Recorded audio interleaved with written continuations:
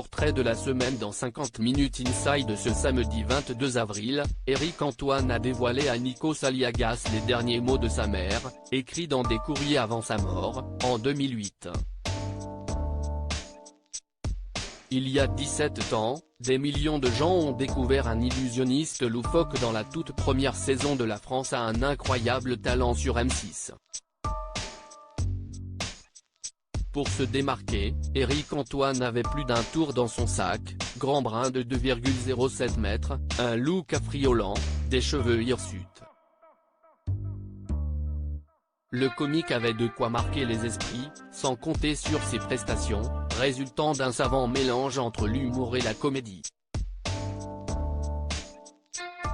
En bref, avec tous ces ingrédients, la magie y était.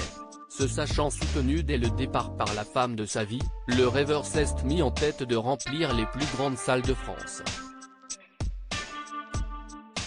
Malheureusement, la mère de l'artiste, Françoise, décède en 2008, peu de temps avant le lancement de sa fameuse tournée Réalité ou Illusion.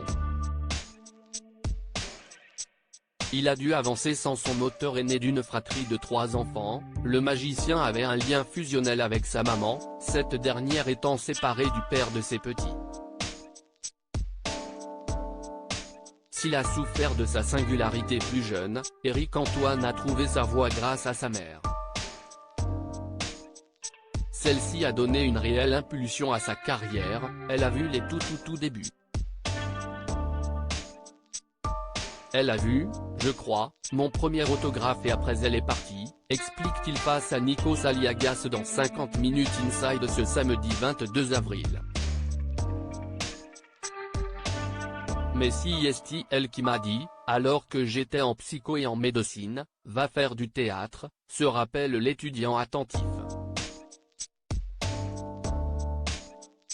Éric Antoine encouragé à suivre sa vocation si est ainsi par le biais de sa maman que le natif d'Enghien-les-Bains rencontre un professeur de théâtre. Et là encore, Françoise est au rendez-vous, assistant à la moindre représentation de son garçon.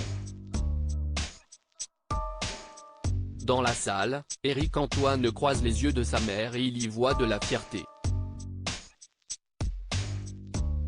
J'ai vu son regard les premières fois où elle est venue me voir en spectacle et elle m'a dit ok, si est bon, tu as trouvé, révèle l'animateur de 46 ans.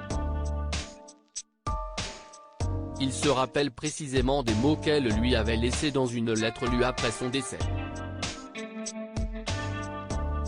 Et d'ailleurs, dans les courriers qu'elle a écrits à mon frère, ma sœur et moi avant de mourir, elle m'a dit si est bon Éric, tu es où tu dois être. Et ça, si est, conclut-il, envahi par l'émotion.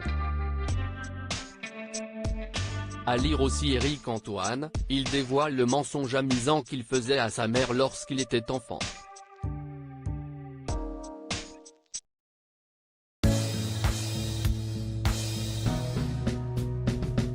But there's all times through the rough times